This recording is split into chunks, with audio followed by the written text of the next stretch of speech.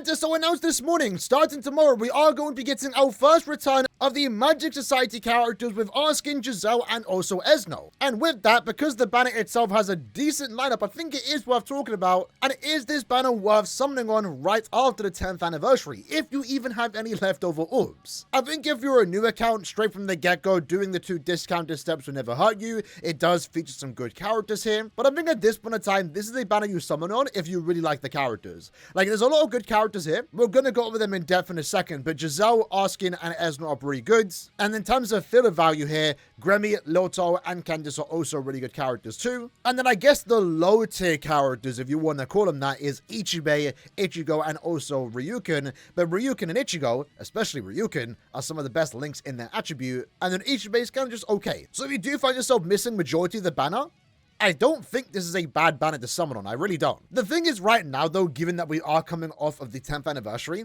part of me wants to say don't summon right now and just wait to see what the upcoming characters are about to be in terms of power creep. Obviously, 10th anniversary pushed it a tad bit. All characters during the 10th anniversary were given Frenzy +3. And even now, upcoming resurrections are getting Frenzy +2 and a spiritual pressure boost. So even me, for example, as someone that just recently got access to a new account, you know, I'm pretty much missing everyone in this banner. So even I want to summon for that value. But we don't know what the upcoming month is going to offer in terms of power creep. Are we going to continue getting Frenzy +3 on every character and high berserker values? Hopefully not. I don't want it to go super crazy, and I want the 10th anniversary characters to stand out in terms of raw strength and power. But if we do go back to like Frenzy 2, good SP values, Berserker, etc., maybe Frenzy 3 and Guild Quest, then of course these characters are also going to age pretty good. But also it's worth noting too, right? If we didn't know this was upcoming, I would have more reason to summon on this banner. But we are in a good situation right now where we kind of know what the upcoming banners are going to be.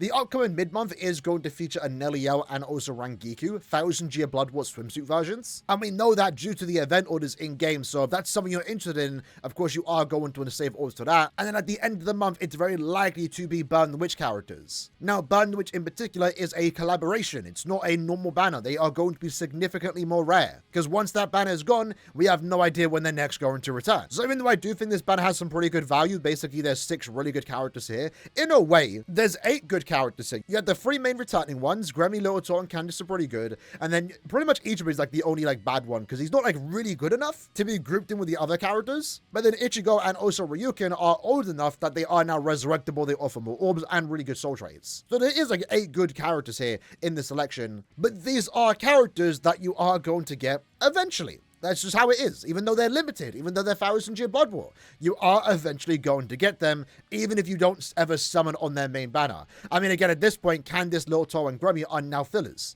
They will come back eventually on a new 1000-year Blood War banner. It might be a while now before Giselle, Arskin, or Esno become fillers, but eventually they will. Burn the Witch, on the other hand, they are going to be more rare, and once they're gone, it might take them like 6 months to come back, where you have to specifically summon for them again. So that's why I said, for example, at the start, this is the banner you summon on if you just like the character, because they are all pretty good. But understand, we do have a Neliel coming out, a new Rangiku, and then also a new Noelle and Nini. So if you are interested in any of those characters, start saving now, because those will be the next couple banners. Keep in mind though, this banner itself is here until the 17th, so if you are interested in waiting for the next banner in Brave Souls, the new banner with Rangiku and also Neliel, it's actually getting announced a few days earlier, now on the 13th, and releasing on the 16th. So if you are wanting to see what mid-month is going to be, you can wait to see what it is on the 13th before this banner even goes. In fact, again, on the 16th, both this and also the Neliel and Rangiku banner will be out at the same time. The only thing you won't know while this banner is active is, of course, the upcoming Burn the Witch banner. But if we do have a close look at each individual character, first up we have Giselle. Right now, a really good Mind Soripa killer. When it comes to Giselle's damage output, she has Frenzy +2, an 80% Berserker, and 20% strong attack damage that she does give to every Mind character in the game. Alongside that, she is a self-sufficient booster, and she does provide herself and her team, if they are Quincy's, with 30% more additional damage to enemies that are inflicted by a status element. And with 100% damage to dominated enemies, an increased status element chance to inflict said status element, and an 80% sport suppressor boost, overall, Giselle is a very solid character. She's just very simple. If you played with the previous Giselle, the technique one that recently also just returned, this version of Giselle is basically just a melee variation of that technique Giselle. She overall has good strong attacks, and is overall a good character. In a way, compared to what we just received during the 10th anniversary, she can't compete against the 10th anniversary characters. There is quite a big difference between what we just got and what Giselle does offer. But that doesn't mean Giselle's bad. She's just not the best character in the game, an overall strong character, especially when it comes to melee sword per killer content. Esno is overall a strong normal attack damage character, in this case more so designed to be used in the ranged Captain Killer guild quests. Technically, you don't need him though if you do have access to Renewed Eisen, but regardless, he does make for a good side in that guild quest, especially because he does have Flurry plus 2, he has a team boost SA2 with the booster skill, an increased chance to inflict paralysis plus, with more damage to paralyzed enemies. If you do need that additional support in guild quests in terms of survivability, this is where Esno is going to come in play, and also works very well with another character in this banner, that being Candice. In a way, what makes this Esno stand out compared to other normal attack damage characters designed for guild quests is the fact this SA3 is a debuff effect, lowering the enemy stats, which is actually really good, and in some cases can allow this character to be used outside of his respective guild quest phase, that being the ranged Captain guild quest. For the most part though, he is basically just for that. He has a really good visual set though. I really do like his normal attack string. I guess for a normal attack damage character, you can get extra usage of this character in Quincy Senkamon content, for example. And then Arskin is, in a way, the best or worst in this banner of the three. Really depends on how you see it. For the majority, he's going to offer the least value, but some he might offer more value because he is going to be a Linksor farmer. By using this card, you're getting 5 extra speed Linksor potions, 10 super speed Linksor potions, and also increasing the droplet drop rate by 30%. And that ultimately would be the reason why you do use him, but he has some other good stuff about him in terms of playability, right? He has 22, a good berserker value that gets further increased the more kills he gets. He has an increased stat damage chance against any speed enemy, so that's really good for farming content, but farming content in general is relatively easy to begin with. And then I guess it's maybe worth noting, if you are a new player, he does offer 20% strong attack damage and 12% recharge as a soul trait. It's a double soul trait. If you don't have access to any good soul traits in terms of resurrectable units, Arskin would make for a good substitute for the time being. For the filler characters, next up we have Gremmy, a normal attack damage character designed for the melee Serpent guild quest.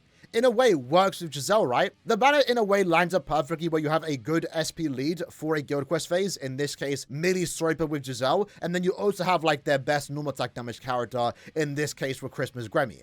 And Gremmy is very similar to Esnot. He's a normal attack damage character that gets his damage output further increased in guild quest content, and that's pretty much the main reason why you would want to use him. Normal attack damage characters like Gremmy are really future-proof in my opinion, as they will always be relevant when you need that consistent damage output, especially in the extra levels. But in the case of Gremmy, he is one of the more unique normal attack damage characters, as his strong attack 1 and also 3 are team boost effects instead of the usual strong attack 2. This means his SA1, when he does use it, it's on a 20-second cooldown and has a 20-second buff, so by default with this character, you're always going to have a team boost. But then when he decides to use his strong attack 3, you're going to get a longer team boost, but also get a significant team boost at around a 50% attack and focus increase, which is actually really good. Similar again, despite this character really only wanting to be used in melee Serpent guild quest, he does have technically usage outside of that guild quest just for the SA3 team boost. Little Tall is going to be a good lead for the melee stun rated guild quest, an overall good character, especially if you are a Little Tall fan, because you've yet to get a canon one right. For a mid-month unit, she was quite surprisingly good, especially with the Frenzy plus 3 in guild quests, good strong attacks and range, and also has an EX attack, which is actually really good. Unfortunately though, this character's value in terms of guild quests has now been lessened significantly due to the fact that 10th anniversary Rukia fulfills this spot. If you have Rukia, from a meta standpoint, you just do not need Little Tall. And like I said earlier, with Esno, he is the best normal attack damage character for the ranged Captain guild quest. Candice is was the best lead, spiritual pressure lead for the ranged Captain guild quest as well, until the renewed Eisen came out around 2 months ago. If you don't have Eisen though, Candice is still going to have value, and in ways works better with Esno, because they're both designed to inflict status ailments, in this case paralysis. Given that Candice can only inflict normal paralysis, it means both her and also Esno can inflict paralysis at the same time, where they're both then dealing more damage. Considering that they're also both Quincy's, you can then use 9th anniversary Gremmy to further boost both of the characters' damage output and make a pretty solid Guild Quest team for the Ranged Captain Guild Quest phase. Ichibei is just kind of an old character now. He's not even that old to be fair, but he just doesn't excel in anything. He's an overall good character, and right now he is the most enjoyable Ichibei unit, but I'm sure we're going to get another one very soon. The thing with Ichibei though is that he is a gauge character where if the gauge isn't active, his damage output is very, very low. When the gauge is active though, his damage output's really good. So with this character, you're just constantly going from low damage output to amazing damage output back to low. It makes for awkward gameplay, I will be honest. I'm not the biggest fan of this character anymore, especially compared to most recent, better gauge-like characters like, for example, Oetsu. Ichigo is resurrectable. The main thing about him, like already mentioned, is that he is a recharge and also strong attack damage at full stamina damage soul trait. A really good link for the mind attribute, and then likewise with Ryuken, he's even better because again, upon resurrecting, he is a 14% recharge with also 20% more strong attack damage at full stamina. So he is also one of the better power links in the entire game. And that's pretty much the banner characters in a nutshell. Again, I think it's an okay banner. I don't think it's a bad banner to summon on. If you're new, maybe do 5 steps if you can afford it, because I feel like you should be saving for the upcoming Burn the Witch banner, given how rare they are going to be. Unless you just don't care about Burn the Witch characters, because they aren't Bleach units technically, then you don't need to save for that, but I would recommend most people right now, given that we know it's about to happen, to start saving up for Burn the Witch. But if you do decide to summon on this banner, keep in mind, it is a normal banner, so discounts, guarantees every 5 steps, but if you do go to step 25, fortunately, you do get a selector. In this case, Giselle, Esno, or Askin. So, like I said, put on this banner if you really like the characters. You don't need to summon on it. You can easily skip this. It has some good value, but it's by no means a must summon. If you're a massive Giselle fan, Askin fan, or Esnot fan that's trying to collect all your favorite characters, then you gotta do what you gotta do. Let me know though in the comments below if you guys plan to summon on this. I will be skipping it on both my main and alt account, because right now my priority, like I already mentioned, is just to strictly save for that upcoming Burn the Witch banner. Hope you guys enjoyed the video. Let me know if you are summoning in the comments below, and I'll see you guys next time. Take care.